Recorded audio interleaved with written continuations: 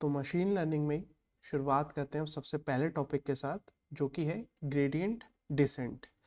Gradient descent एक optimisation technique है। Optimisation technique ये कैसे ऑप्टिमाइज करती है, क्या करती है, ये सब आपको बाद में पता चलेगा जैसे जैसे आप फर्दर एल्गोरिदम्स में मूव करेंगे। फिलहाल के लिए आप ये नोट कर सकते हैं कि एक ऑप्टिमाइजेशन प्रोसीजर है। ठीक है, तो शुरुआत करते हैं। एक मैंने यहाँ पे फंक्शन ड्रॉ आउट करा कुछ इस तरीके का।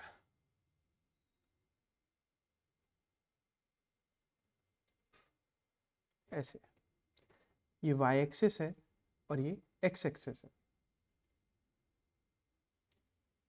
यहाँ पे मैंने कहा ये एक पहाड़ की तरह है, एक माउंटेन अज्यूम करिए इसे। ये एक माउंटेन है और आप यहाँ कहीं खड़े हैं। ठीक है, और आपको पता लगाना है कि वैली किधर है। वैली यानी कि जो दो पहाड़ के बीच का पॉइंट रहता है, यानी कि उसका बॉटम है ना। तो यहाँ पे जो हमारा बॉटम है वो ये है, ये बॉटम पॉइंट है। हमारा गोल है अपनी पोजीशन से इस बॉटम पे पहुंचना। तो आप किस तरीके से पहुंचेंगे, यही चीज हमारी ग्रेडियंट डिसेंट बताती है। तो डिसेंट का यहाँ पे हमारे पास मतलब आ गया। डिसेंट मतलब आपको नीचे जाना है, आपको डिसेंट करना है। ठीक है, अब ये करा कैसे जाता है, ये किया जाता है ग्रेडियंट की हेल्प से। चलिए पहले बात करते हैं कि आपको नीचे कैसे लाया जाए। आपने मूव करना चालू किया, आप लेफ्ट साइड गए। यहाँ पे मैंने एरो ड्रॉ करा है। आप लेफ्ट साइड गए तो आपको पता चलेगा अरे यार यहाँ तो मैं ऊपर जाने लगा हूँ, मेरे को ताकत लगानी पड़ रही है चलने के लिए। तो आपको लगेगा ठीक है ये बॉटम नहीं है, यहाँ पे बॉटम नहीं आएगा, मैं वैली की तरफ नहीं जा रहा हूँ। वही आप राइट मूव करना चालू कर देंगे तो आपको पता चल जाएगा ओके मैं सही डायरेक्शन में मूव कर रहा हूँ, क्योंकि यहाँ पे मैं नीचे जाना शुरू कर दिया मैंने। तो आपको ऐसे हल्के हल्के पता चलता रहेगा कि मैं सही डायरेक्शन में जा रहा हूँ कि नहीं। और जैसे जैसे आप मूव करते जाएंगे वैसे वैसे आपको पता चलता जाएगा, है ना। लेकिन मैथमेटिकल टर्म्स में ये चीज़ कैसे बताएं, हमारे पास ये फंक्शन है। अब इसी फंक्शन को यहाँ माउंटेन्स की जगह थोड़े और अच्छे तरीके से मैं रिप्रेजेंट करना चाहूँगा, ताकि हम इस पर इक्वेशंस परफॉर्म कर पाए। कि मैंने पैराबोला बना दिया, वाई एक्सिस एक्स एक्सिस। अब यहाँ पे आप फिर से कोई पर्टिकुलर पॉइंट पे हैं, ये आपका पॉइंट है। अब यहाँ से आपको फिर से ये बॉटम पॉइंट पे रीच करना है। ठीक है, तो आप क्या करेंगे ये पता लगाने के लिए कि जिस डायरेक्शन में मैं जा रहा हूँ वो ऊपर है या नीचे। तो सबसे पहले तो आप पता करेंगे उसका स्लोप, और जो स्लोप होता है, जो स्लोप होता है उसे ही हम कहते हैं ग्रेडियंट। तो स्लोप से वही कैसे पता चलेगा। अब आपने किसी भी पर्टिकुलर पॉइंट पे, मैं कहता हूँ इसे थोड़ा और नीचे ले आइए आप अपने आप को। यहाँ पे अगर आप एक लाइन ड्रॉ करेंगे तो क्या आपको पता नहीं चल जाएगा कि आपका जो स्लोप है उससे आपको पता नहीं चलेगा कि मैं ऊपर हूँ या नीचे हूँ, या मेरा जो मूवमेंट है वो ऊपर होगा या नीचे होगा। ऑब्वियस सी बात है, क्योंकि अगर आपने इधर इस side left side slope draw करा तो आपके जो स्लोप की वैल्यू है वो नेगेटिव आएगी, और यहाँ जो स्लोप की वैल्यू है पॉजिटिव आएगी। ठीक है, तो इससे आपको पता चल जाएगा कि इधर पॉजिटिव है, अगर मैं आगे मूव करूंगा तो ये स्लोप बढ़ रहा है, और मैं पीछे आ रहा हूं तो ये और स्लोप कम होता जा रहा है। क्योंकि जैसे जैसे मैं नीचे आऊंगा, मैं थोड़ा सा और क्लियरली ड्रॉ करता हूं। यहाँ पे अगर मैंने यहाँ स्लोप ड्रॉ करा, फिर यहाँ ड्रॉ करा, यहाँ ड्रॉ करा, आप देख रहे हैं कैसे कैसे स्लोप कम होता जा रहा है। ठीक है, तो जहां जहां आपको लगेगा कि ठीक है इधर मूव करने पे मेरा स्लोप कम हो रहा है, ठीक है ना, इस पर्टिकुलर पॉइंट पे पॉजिटिव है स्लोप, और मैं लेफ्ट साइड मूव करूंगा तो स्लोप हल्के हल्के कम होता जाएगा। आप यहाँ देख सकते हैं, यहाँ पे थीटा जो है हमारा स्मॉल होता जा रहा है हल्के हल्के। ठीक है, और वो यहाँ पे नेगेटिव है तो आप कहेंगे राइट की तरफ मूव करो तो स्लोप इधर की तरफ झुकना शुरू हो जाएगा। फिलहाल अभी इधर ही बात करते हैं। अब ये रहा हमारा स्लोप। अब ये मैथमेटिकल टर्म्स में कैसे पता लगाया जाए।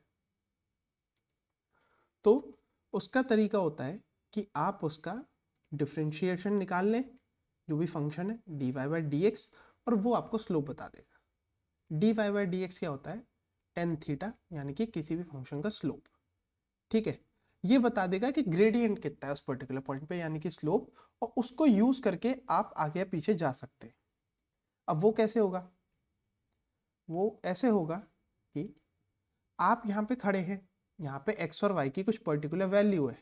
ठीक है, इधर अगर मैं ड्रॉ करूं, इस पर्टिकुलर पॉइंट पे एक x है और एक y की पर्टिकुलर वैल्यू है। ठीक है, आपने कहा चलिए मुझे मूवमेंट अब शुरू करना है, तो बॉटम तक जाने के लिए मूवमेंट कैसे शुरू किया जाएगा, आप पर्टिकुलर y हाइट में है ना, और x पॉइंट पे। ठीक है, अब आपने dy बाई डी एक्स करा, और dy बाई डी एक्स किसका करा, y असल में यहाँ पे जो फंक्शन है वो एक्स स्क्वायर का है, ये पैराबोला फंक्शन रहता है। ठीक है ना, मैं अज्यूम करके चल रहा हूँ अभी के लिए कि एक सिंपल पैराबोला फंक्शन है, ये जो मैंने कर्व ड्रॉ करा है ये पैराबोला कहलाता है, और इसका जो फंक्शन रिप्रेजेंटेशन है वो इस तरीके से होता है, वो X square, Y is equal to X square. अब मैंने यहाँ पे इसका स्लोप निकाला तो वो 2x आ गया, मैंने उसे 2x नॉट बोल दिया क्योंकि x की वैल्यू हमारे पास है और वो कांस्टेंट है फिलहाल के लिए। ठीक है, तो यहाँ पे कांस्टेंट x की वैल्यू है x नॉट। ठीक है, पोजीशन जीरोथ पे, यानी कि इनिशियल पोजीशन पे हमारा जो स्लोप है, यहाँ पे थोड़ा ब्रैकेट से ड्रॉ करके फिर मैं जीरो लिख देता हूँ। ठीक है, इस पोजीशन पे यानी कि x नॉट पोजीशन पे हमारा स्लोप इतना है। ठीक है, तो आपने क्या करा, ओके मैंने स्लोप देख लिया, अब मूवमेंट करा जाए, तो हमने क्या करा, y में से माइनस करा ये स्लोप। मैंने कहा ठीक है, स्लोप को एज अ फैक्टर यूज करके माइनस कर लिया। ओके, हम बहुत ज्यादा चढ़ाई पे हैं तो थोड़ा लंबा स्टेप लेते हैं ज्यादा नीचे आने के लिए। ठीक है, तो आपने एज अ ग्रेडियंट ये जो स्लोप आया इसको एज अ यूज कर लिया फैक्टर, कि मैं इतना नीचे या ऊपर जाऊंगा। ठीक है, अब यहाँ पे आपने dy by D X naught से, और y नॉट पोजीशन पे थे आप। ठीक है ना, अब यहाँ पे फिर मैं y नॉट में से कन्वर्ट कर देता हूँ, आप जीरो पोजीशन पे थे और यहाँ पे हमारा फिर से y नॉट। अब जो आपकी नेक्स्ट पोजीशन आएगी यानी कि 1th पोजीशन, वो क्या आएगी, y naught minus d y upon d x. ठीक है, तो आपके पास एक y1 की वैल्यू आ जाएगी पर्टिकुलर, यहाँ पे आप 2x की वैल्यू, x नॉट की वैल्यू पुट कर दीजिए, जो भी x था आपका 2 से मल्टीप्लाई करिए, आपके पास dy अपॉन डी एक्स आ जाएगा। ठीक है, तो आपकी पोजीशन क्या होगी, इस पर्टिकुलर पॉइंट से, कोई और कलर यूज करते हैं, यस, यहां से मूव होके यहां आ जाएगी। ठीक है, आपका ये मूवमेंट हो गया इतना, क्योंकि आपने वाई नॉट जो था उसको माइनस कर दिया, उसमें से माइनस करा कुछ स्लोप जो किया आपने, उसके बाद आप एक नेक्स्ट पोजीशन पे आ गए। यहाँ पे वो नेक्स्ट पोजीशन क्या थी, y1। ठीक है, तो उसने आपको यहाँ पहुँचा दिया, ये पर्टिकुलर जो था आपका y नॉट था, आपने माइनस करा, स्लोप करा, और आप नीचे पोजीशन पे आ गए। ठीक है, एक जंप हमने ले लिया, हम ठीक डायरेक्शन में अभी जा रहे हैं। ठीक है, मैंने कहा फिर से एक ये चीज दोबारा रिपीट करो, y2 के लिए y1th पोजीशन पे जाओ, उसका स्लोप निकालो, स्लोप की इक्वेशन है 2x नॉट, 2x आई थी, 2x नॉट की जगह 2x1 रख दो वैल्यू। ठीक है, सिंपल, तो यहाँ पे आ जाएगा 1th। फिर उसके बाद आप देखेंगे आपने फिर से माइनस करा, माइनस करने के बाद और छोटा y आएगा, तो आप कुछ इस पोजीशन पे आ जाएंगे, तो फिर से हमारा कुछ मूवमेंट हुआ। ठीक है, ये दूसरा मूवमेंट हुआ। ऐसे ही अगर आप कंटिन्यूस रिपीट करते जाएं, वाइट कलर लूं ताकि थोड़ी कंसिस्टेंसी बनी रहे, y3 equal to y2 minus d y upon d x at y2। ठीक है, आपने माइनस करा, ऐसे करते जाएं, yn equal to yn minus 1 minus dy by dx और यहाँ पे n-1। बहुत बढ़िया। तो आप क्या हुए, यहाँ पे हल्के हल्के करते हुए नीचे आने लगे। लेकिन रुकना कब है ये कैसे पता चलेगा? चलिए आपको तो पता चल जाएगा रुकना कब है, लेकिन मैथमेटिकली आप कैसे समझाएं कि अब मैं रुक जाऊं? यहाँ पे आप ये इक्वेशन को ट्रेवर्स कर रहे हैं, आपको मालूम नहीं है कि ग्राफ या पहाड़ कैसा दिख रहा है, मैं नीचे आ गया हूँ या नहीं, कोहरा है, आपको पता नहीं चल रहा है, तो आपको कब पता चलेगा कि कब मुझे रुकना है ना? क्या पता आप इधर से आए और यहाँ आके आपको लगे कि ठीक है चल यार मैं पहुँच गया, और लेकिन आप नहीं पहुँचे बॉटम पे, है ना? तो कैसे पता लगाया जाएगा कि भाई बॉटम आ गया है या नहीं, क्या मैं पहाड़ पे ही हूँ या नहीं? तो वो चीज़ कैसे पता चलेगी? वो यहाँ पे अगर आप ग्राफ में ध्यान से देखें कि रुकना कहाँ है हमें, तो आपको यहाँ पे दिखेगा कि स्लोप जो है हमारा 0 हो रहा है। जो हमारा थीटा एंगल है यहाँ पे इस पर्टिकुलर पॉइंट पे थीटा इक्वल टू 0 आ रहा है ना? तो आप यहाँ क्या करेंगे, ये जो वैल्यू है हमारे स्लोप की, वाइल लूप चलाएंगे। इवेंचुअली हमें मशीन लर्निंग का चीज़ें कोड ही करनी है कंप्यूटर में, तो उसी टर्म्स में लिखेंगे while dy by dx is not similar to 0, यानी कि वो बहुत क्लोज। मैंने सिमिलर का फंक्शन इसलिए लिखा है क्योंकि वो एग्जैक्टली 0 नहीं होगा, आप 0 के बहुत क्लोज पहुंच गए तब तक आप ये काम करते रहिए, ठीक है ना? जब तक स्लोप 0 नहीं हो रहा है, ये पर्टिकुलर स्लोप जो है यही आपका थीटा है और यही 0। वैसे तो टेन थीटा होता है, लेकिन टेन थीटा की वैल्यू जो है वो 0 पे 0 ही होती है। टेन 0 अगर मैं लिखूं तो वो भी 0 ही होता है। तो आपको ये वाइल लूप चलाना है, ठीक है?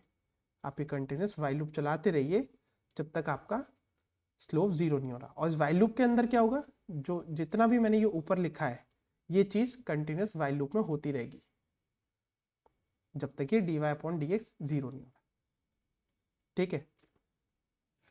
अब आते हैं नेक्स्ट सेक्शन की तरफ। वो क्या है, इसमें कुछ दिक्कत भी आती है। इसमें दिक्कत क्या आती है, सबसे पहले मैं हेडिंग लिख दूं। हेडिंग है ओवरशूटिंग। अब हम एक नेक्स्ट टॉपिक की तरफ मूव कर गए हैं, वो है ओवरशूटिंग का टॉपिक। ओवरशूटिंग का टॉपिक ये कहता है कि आपने अगर बहुत बड़े बड़े स्टेप्स लेने चालू कर दिए, बहुत बड़े से मेरा मतलब है आपने इधर मूव करना चालू कर दिया, इधर मूव करना चालू कर दिया, या इधर मूव करना चालू कर दिया, है ना? तो आप गलत गलत पोजीशन पे आते रहेंगे बार बार। एक्चुअल हमारा गोल क्या है, हमें स्लोली स्लोली डायरेक्टली बॉटम पे पहुंचना है, लेकिन आपने कुछ बहुत बड़े बड़े स्टेप ले लिए, ज़्यादा माइनस कर दिया या ज़्यादा ऐड कर दिया, तो आप ऊपर भी जा सकते हैं अपोजिट साइड में, या फिर अपोजिट साइड में भी जा सकते हैं लेकिन नीचे भी, है ना? लेकिन अगर आप अपोजिट साइड पहुंच गए तो आप और ऊपर चलते चले जाएंगे, ठीक है ना? ये एक आपका डेडलॉक सिचुएशन बन जाएगी, आप कभी बॉटम पे रीच नहीं करेंगे। तो इसी चीज़ को जो कहा जाता है वो ओवरशूटिंग की प्रॉब्लम कहा जाता है। तो इसको सही कैसे किया जाए कि हम ज़्यादा माइनस ना कर दें वैल्यू, क्योंकि जो हमारा टेन थीटा का ग्राफ है वो इन्फिनिटी तक जाता है ना? तो थीटा की वैल्यू काफ़ी ज़्यादा हो सकती है एक पर्टिकुलर पॉइंट पे। ये मैं लिख देता हूँ यहाँ पे y, ये x एक्सिस, और ये टेन थीटा का ग्राफ है। जो जैसे मैंने पैराबोला का ड्रॉ करा है वैसे ये टेन थीटा का ग्राफ है, और ये है 0,0, ठीक है? तो इस ओवरशूटिंग की प्रॉब्लम को कैसे अवॉइड किया जाए? आपने देखा टेन थीटा कितना ज़्यादा हो सकता है, यानी कि स्लोप भी बहुत ज़्यादा हो सकता है। तो इस चीज़ को अवॉइड करने का जो हमारा एक सल्यूशन है वो ये है, जब आप मल्टीप्लाई करें, जैसे आप y1th पोजीशन निकाल रहे हैं, थोड़ा सा इसे क्लियर लिख दूं, आप 1th पोजीशन निकाल रहे हैं, y0 minus dy by dx at 0th position, तो आप सिंपली काम करिए, इसे एक छोटे नंबर से मल्टीप्लाई कर दीजिए जिसको हम कहेंगे लर्निंग रेट, ठीक है? अभी के लिए इसे बस लर्निंग रेट नाम दे दे रहे हैं, आगे आपको इसका यूज़ पता चलेगा कि लर्निंग शब्द कहाँ से आ रहा है। लेकिन मैं यहाँ पे इस चीज़ को, ये ईटा सिंबल है, इस सिंबल को ईटा कहते हैं, इस सिंबल से सिंपली हमने इसे मल्टीप्लाई कर दिया और इसकी जो वैल्यू होगी वो वेरी क्या कहते हैं, बहुत छोटी वैल्यू होगी, यानी कि 0.001 इस टाइप की वैल्यू होगी, ताकि जो ये dy/dx है, पर्टिकुलर tan थीटा है, इसका जो इफेक्ट है उसे थोड़ा सा दबा दे, ठीक है ना। शायद आपको यहाँ दिख नहीं रहा होगा, एक बार नोट करने के लिए यहाँ दिखा दे रहा हूँ। तो ये लर्निंग रेट है और यहाँ पे dy/dx है, ईटा सिंबल से मल्टीप्लाई करा जिसकी वैल्यू बहुत छोटी है, ताकि tan थीटा का जो इफेक्ट है वो नीचे आ जाए। जो ओवर शूटिंग की प्रॉब्लम आ रही है, बहुत ज़्यादा अपोजिट साइड में चला जा रहा है या ऊपर चला जा रहा है, वो दब जाए थोड़ा सा। इससे क्या होगा, आप जो स्टेप्स लेंगे वो थोड़े छोटे छोटे होंगे इस टाइप के, है ना। इंस्टेड ऑफ वो जो पिंक लाइन बनाई है, आपके स्टेप्स कुछ इस तरीके से होंगे। लेकिन इसे हम ज़्यादा छोटा भी नहीं कर सकते।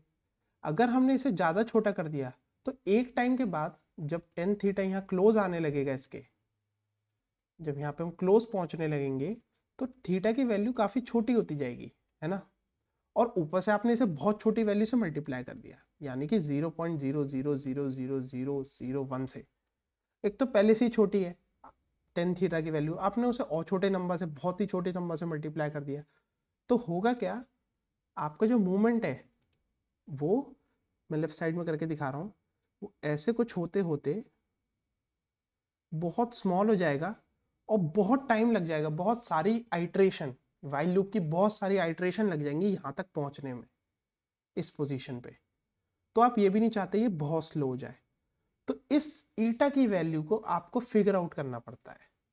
ये सबसे पहले आपकी ऑप्टिमाइजेशन प्रॉब्लम है, एक मशीन लर्निंग की सबसे फंडामेंटल टॉपिक है। तो सबसे पहले आपको एक प्रॉब्लम भी पता चल गई कि किस चीज़ से हम डील कर रहे हैं। तो आपका यहाँ पे क्या काम होगा एज अ इंजीनियर, आपका यहाँ पे एज अ इंजीनियर ये काम होगा कि आप इस लर्निंग रेट की वैल्यू अच्छे से निकालें, है ना। आप इस लर्निंग रेट की वैल्यू अच्छी निकालें कि कहाँ पे हमारा जो ये इक्वेशन है, जो ये हमारा क्या कहते हैं ग्रेडियंट डिसेंट है, बेस्ट परफॉर्म कर रहा है किस वैल्यू पे ईटा की।